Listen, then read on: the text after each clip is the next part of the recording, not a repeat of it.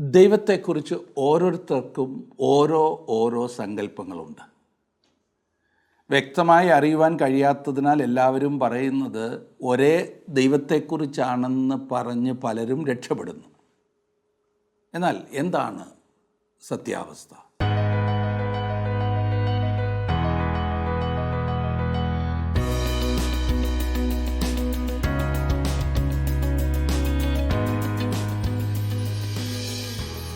ഒരിക്കൽ ഒരു സ്കൂൾ കുട്ടിയോട് അധ്യാപകൻ ചോദിച്ചു, ദൈവത്തെ കണ്ടാൽ എങ്ങനെ ഇരിക്കും എന്നാണ് നീ ചിന്തിക്കുന്നത് എന്ന്. അല്പം ഒന്ന് ആലോചിച്ചിട്ട് അവൻ പറഞ്ഞ മറുപടി ഇപ്രകാരമായിരുന്നു: എൻ്റെ അഭിപ്രായത്തിൽ ദൈവം എന്നാൽ ആരെങ്കിലും സന്തോഷത്തോടിരിക്കുന്നുണ്ടോ എന്ന് എപ്പോഴും ഇങ്ങനെ കുനിഞ്ഞു നോക്കിക്കൊണ്ടിരുന്നിട്ട് ആരെങ്കിലും സന്തോഷമായിട്ടിരിക്കുന്നെങ്കിൽ അവരുടെ സന്തോഷം തല്ലിക്കെടുത്തുവാൻ അങ്ങനെ വെമ്പൽ കൊള്ളുന്ന ഒരു വ്യക്തിയാകുന്നു എന്ന്. ഈ പറഞ്ഞതരം വാക്കുകളിലല്ല എങ്കിലും ഇതുപോലെ ചിന്തിക്കുന്നവരാണ് നമ്മിൽ അനേകരും, ഇല്ലേ? വാസ്തവത്തിൽ ദൈവത്തെ ചിത്രീകരിച്ചിരിക്കുന്ന രൂപങ്ങൾ അല്ലെങ്കിൽ ചിത്രങ്ങൾ യഥാർത്ഥത്തിൽ ദൈവമാകുന്നുവോ? ആശയവിനിമയത്തിന് ഏറെ പരിമിതികളുണ്ടായിരുന്ന ഒരു സമയത്താണല്ലോ ബൈബിൾ എഴുതപ്പെട്ടത്.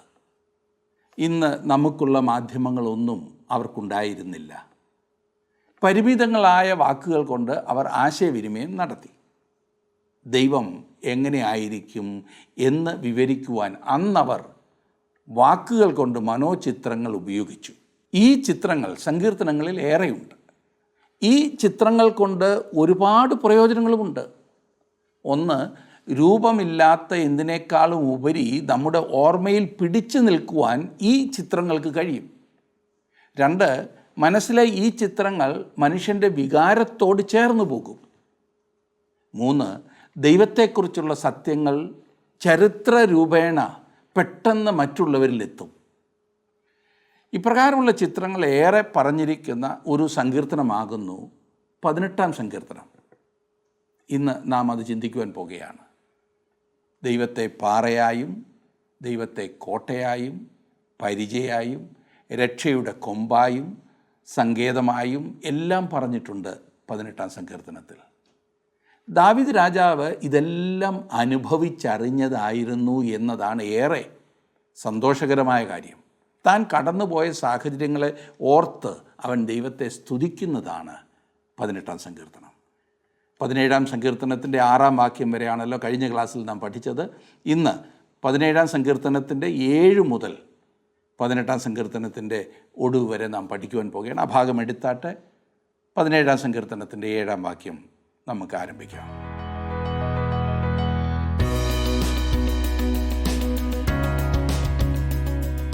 ദാവീദിൻ്റെ പ്രാർത്ഥനയാണ് 17-ാം സങ്കീർത്തനത്തിൽ നാം കണ്ടുകൊണ്ടിരിക്കുന്നത്. 7 മുതൽ 9 വരെയുള്ള വാക്യങ്ങൾ ഞാനൊന്ന് വായിക്കട്ടെ. നിന്നെ ശരണമാക്കുന്നവരെ അവരോട് എതിർക്കുന്നവരുടെ കയ്യിൽ നിന്ന് നിന്റെ വലം കൈയാൽ രക്ഷിക്കുന്നവനായുള്ളോവേ, നിന്റെ അത്ഭുത കാരുണ്യം കാണിക്കണമേ. കണ്ണിൻ്റെ കൃഷ്ണമണി പോലെ എന്നെ കാക്കണമേ. എന്നെ കൊള്ളയിടുന്ന ദുഷ്ടന്മാരും എന്നെ ചുറ്റി വളയുന്ന പ്രാണശത്രുക്കളും എന്നെ പിടിക്കാതെ വണ്ണം നിന്റെ ചിറകിൻ്റെ നിഴലിൽ എന്നെ മറച്ചുകൊള്ളണമേ. ഇവിടെ തന്നിൽ ആശ്രയം വെക്കുന്നവരെ ദൈവം സംരക്ഷിക്കുന്ന വിധം വിവരിക്കുവാൻ എത്ര നല്ല ഉദാഹരണങ്ങളാണ് പറഞ്ഞിരിക്കുന്നത്.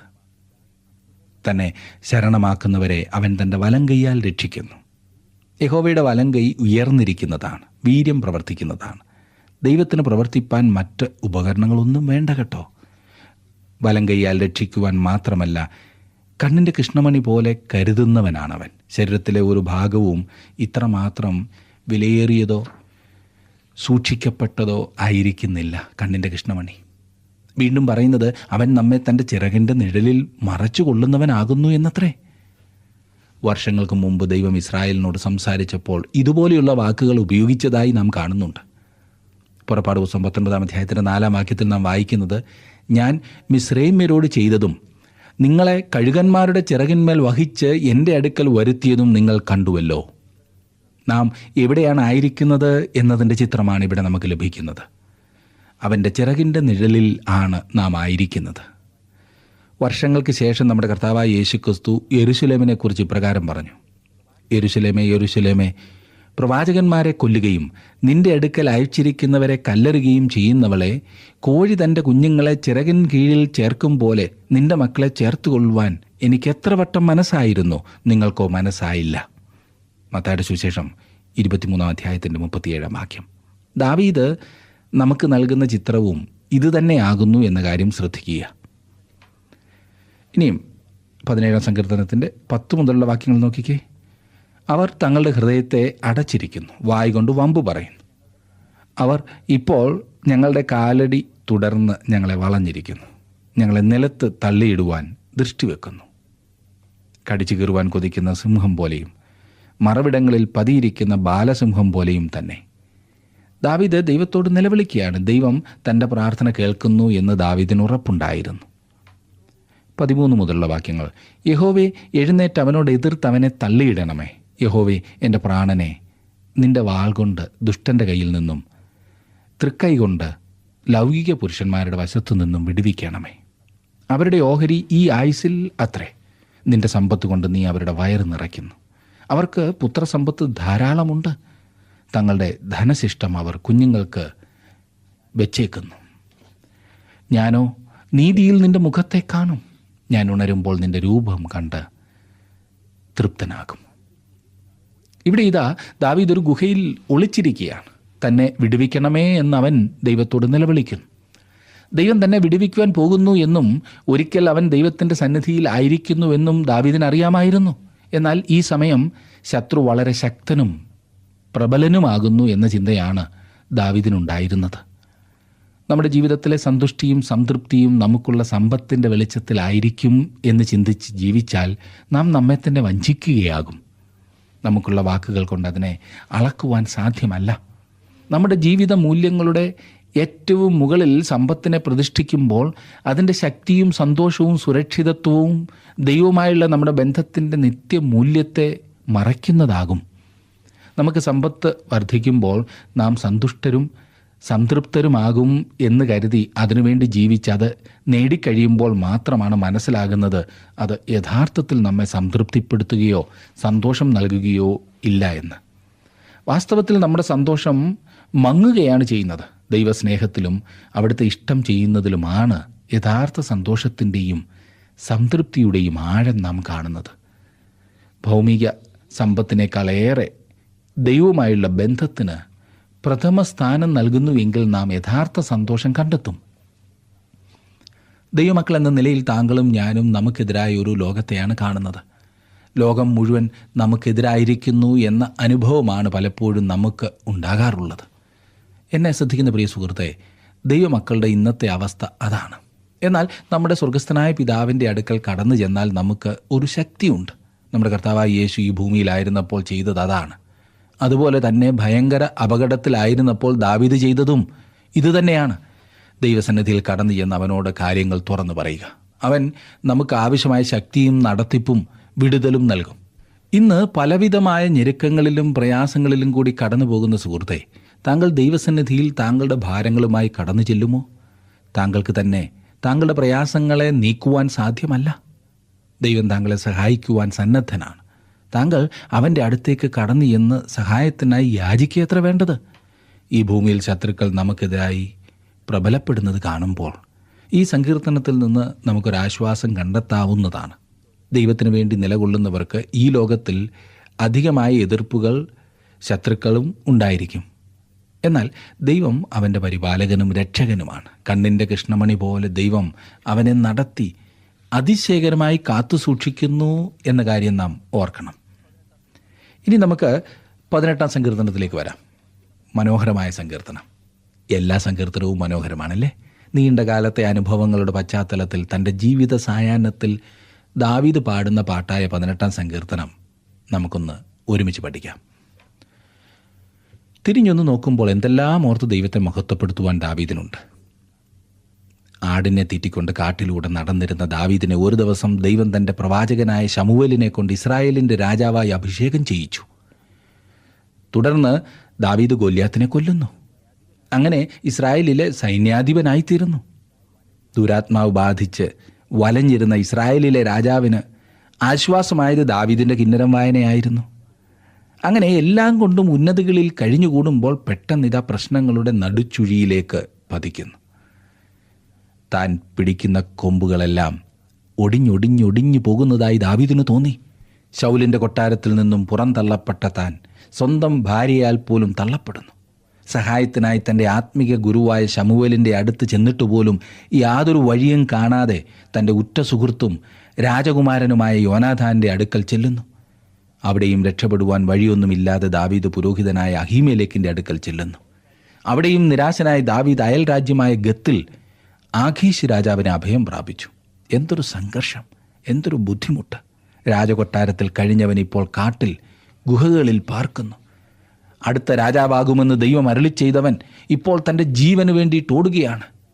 ജീവൻ അപകടത്തിലായ എത്രയെത്ര സന്ദർഭങ്ങൾ!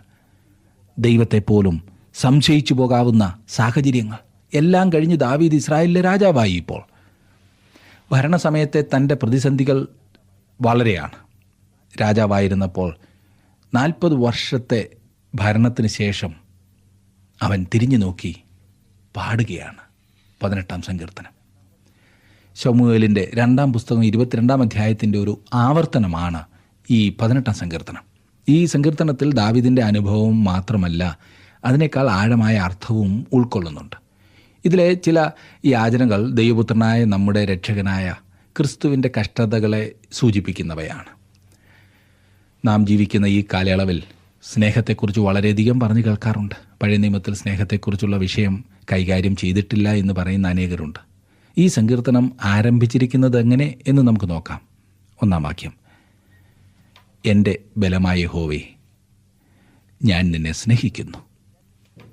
കർത്താവേ, ഞാൻ നിന്നെ സ്നേഹിക്കുന്നു എന്ന് താങ്കൾ അവനോട് എപ്പോഴെങ്കിലും പറഞ്ഞിട്ടുണ്ടോ? അത് നിരന്തരം പറയാറുണ്ടോ? അങ്ങനെ പറയുവാൻ കഴിയുന്നത് ഏറ്റവും മനോഹരമായ കാര്യമാണ്. ദൈവം നമ്മെ സ്നേഹിക്കുകയും നമുക്ക് വേണ്ടി രക്ഷ ഒരുക്കുകയും ചെയ്തതിനാൽ ദൈവത്തെ സ്തുതിക്കുവാൻ നമുക്ക് കഴിയും. അവൻ നമ്മെ കാത്തു സൂക്ഷിക്കുകയും അവൻ്റെ പരിപാലനത്തിൽ നമ്മെ നടത്തുകയും ചെയ്യുന്നു. താങ്കളുടെ വിലപ്പെട്ട നിർദ്ദേശങ്ങളും അഭിപ്രായങ്ങളും പ്രാർത്ഥനാ വിഷയങ്ങളും ഇന്ന് തന്നെ ഞങ്ങളെ വിളിച്ചറിയിക്കുക. വിളിക്കേണ്ട നമ്പർ 8281384455.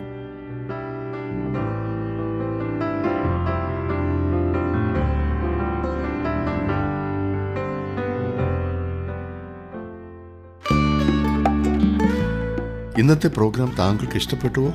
എങ്കിൽ ഉടൻ തന്നെ ഞങ്ങൾക്കൊരു മിസ് കോൾ തരിക. അടുത്ത വിജയി ഒരുപക്ഷെ താങ്കളായിരിക്കാം.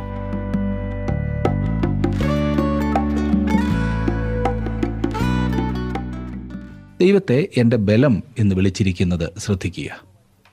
2-ാം വാക്യം: യഹോവ എൻ്റെ ശൈലവും എൻ്റെ കോട്ടയും എൻ്റെ രക്ഷകനും എൻ്റെ ദൈവവും, ഞാൻ ശരണമാക്കുന്ന എൻ്റെ പാറയും എൻ്റെ പരിചയും എൻ്റെ രക്ഷയായ കൊമ്പും എൻ്റെ ഗോപുരവും ആകുന്നു. ദൈവത്തെ അവൻ ബലമെന്നും പാറയെന്നും കോട്ടയെന്നും രക്ഷകനെന്നും വിളിച്ചിരിക്കുന്നു. ഇതിലെല്ലാം ദൈവം അവൻ്റെ രക്ഷകനാകുന്നു എന്ന കാര്യം ശ്രദ്ധിക്കുക. വീണ്ടും അവൻ പറയുന്നു ദൈവം തൻ്റെ ബലമാകുന്നു എന്ന്. അവൻ അവൻ്റെ പരിചയാകുന്നു, അവൻ്റെ കൊമ്പാകുന്നു, അവൻ്റെ ഉയർന്ന ഗോപുരവും ദൈവം തന്നെയാകുന്നു. യാഗപീഠത്തിൽ അതിൻ്റെ കൊമ്പിൽ ഒരാൾ കടന്നു പിടിച്ചാൽ അവന് തൻ്റെ ആക്രമികളിൽ നിന്നും, തന്നെ കൊല്ലുവാൻ വരുന്ന ആളുകളിൽ നിന്നും രക്ഷപ്പെടുവാനാകുമായിരുന്നു അത് ചെയ്യുന്നത്. ഇന്ന് നാം ദൈവത്തെ പിടിക്കേണ്ടത് ഈ വിധമാകുന്നു. നമ്മുടെ രക്ഷയാകുന്ന ദൈവം നമ്മുടെ കൊമ്പാകുന്നു. അവൻ നമ്മുടെ ഉയർന്ന ഗോപുരമാണ്. ഉയർന്ന ഗോപുരം സുരക്ഷിതത്വത്തിനുള്ള ഒരു നല്ല സ്ഥലവും ദൂരക്കാഴ്ചയുള്ള ഒരു നല്ല സ്ഥലവുമായിരിക്കും.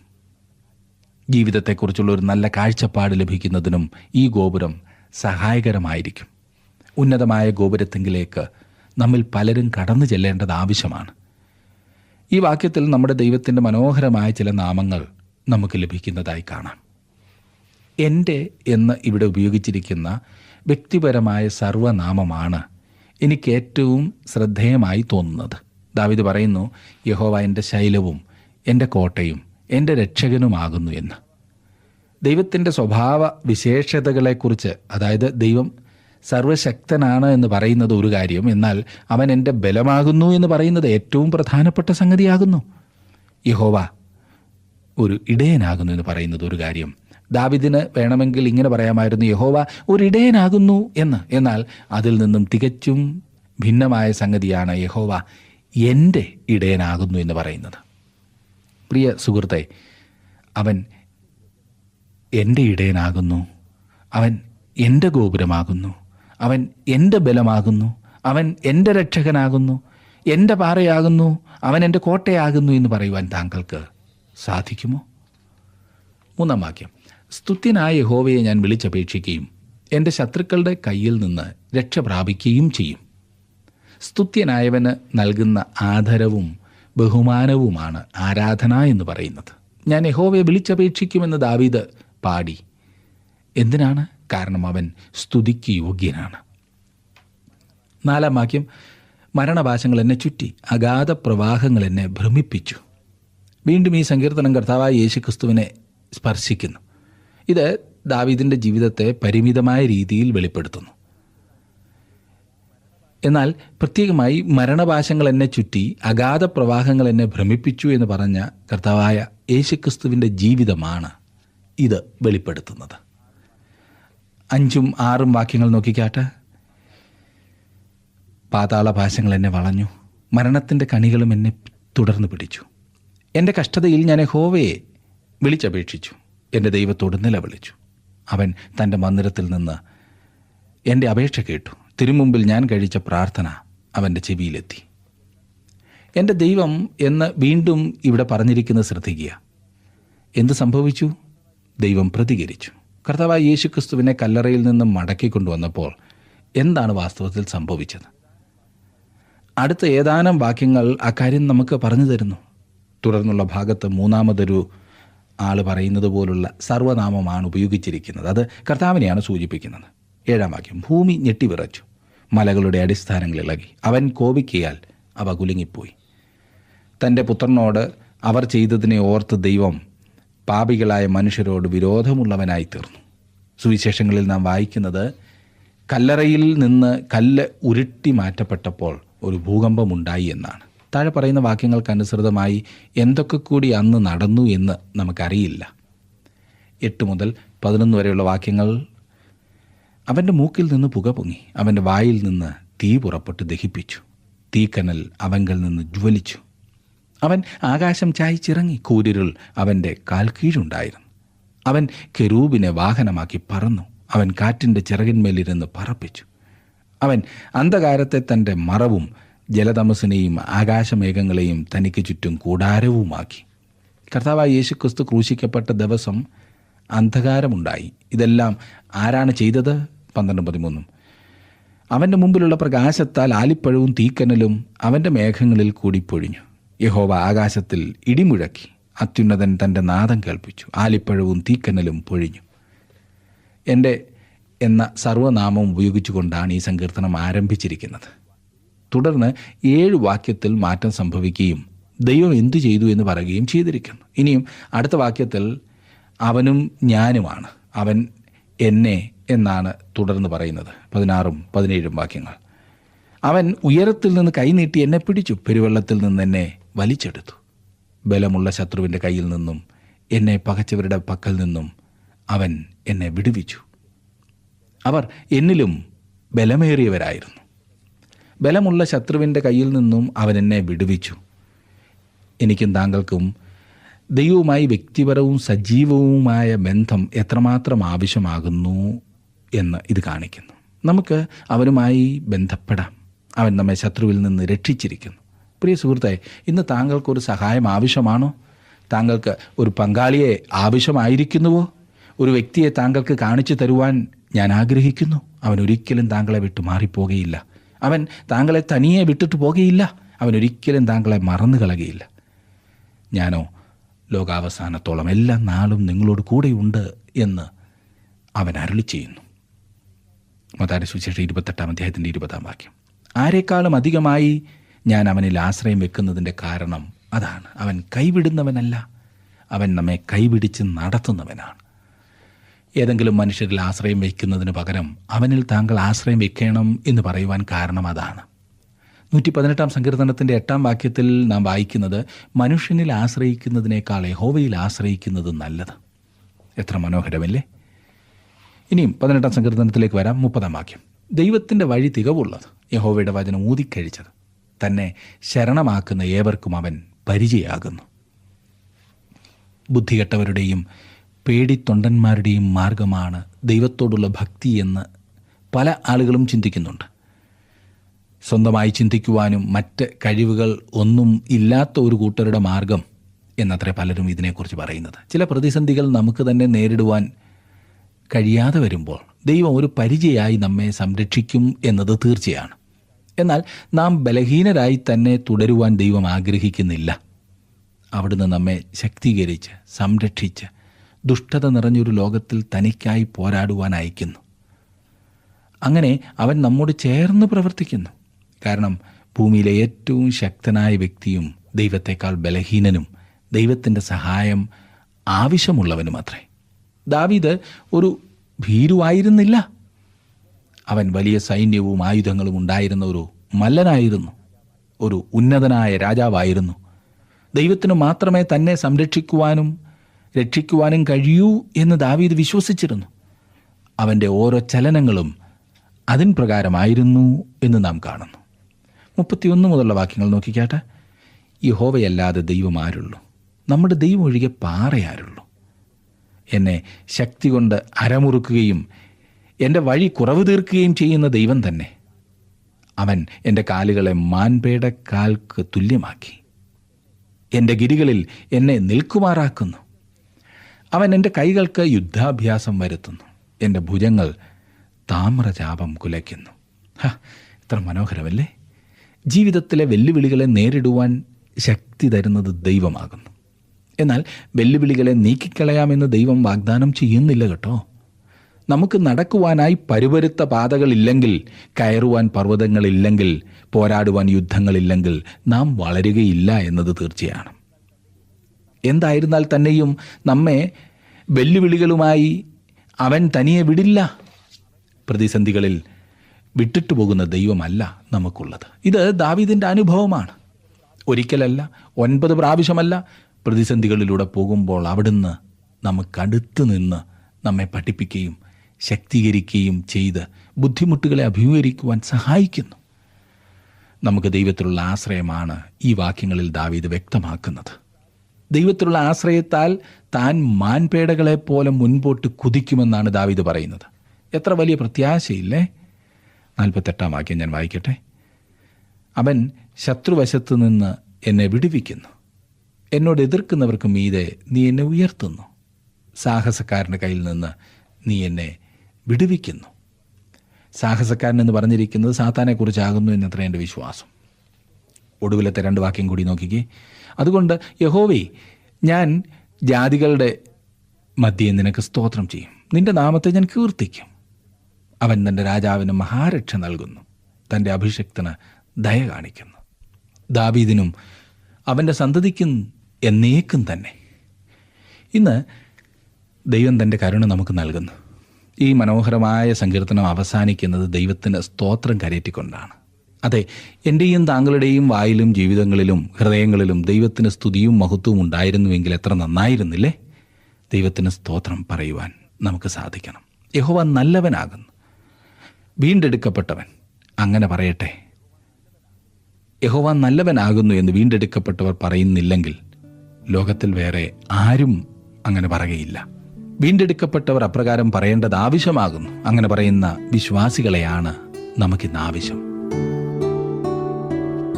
യഹോവ നല്ലവൻ എന്ന് വീണ്ടെടുക്കപ്പെട്ടവർക്ക് മാത്രമേ പറയുവാൻ സാധിക്കൂ. താങ്കളുടെ ജീവിതത്തിൽ വീണ്ടെടുക്കപ്പെട്ട വ്യക്തിയാകുന്നു, അല്ലെങ്കിൽ ഒരു ദൈവപൈതലായി തീർന്നിട്ടുണ്ട് എന്നുള്ള ഉറപ്പുണ്ടോ? എങ്കിൽ നിങ്ങൾക്ക് യഹോവ നല്ലവനെന്ന് പാടുവാൻ സാധിക്കും. ജീവിതത്തിൽ അത് അനുഭവിച്ചറിയുവാൻ സാധിക്കും. ഇന്നത്തെ ഈ സങ്കീർത്തന പഠനം നിങ്ങൾക്ക് പ്രയോജനകരമായിരുന്നല്ലോ. തുടർന്നും ഈ പഠനം നിങ്ങൾ ശ്രദ്ധിച്ചാട്ടെ. ദൈവം നിങ്ങളെ അനുഗ്രഹിക്കട്ടെ.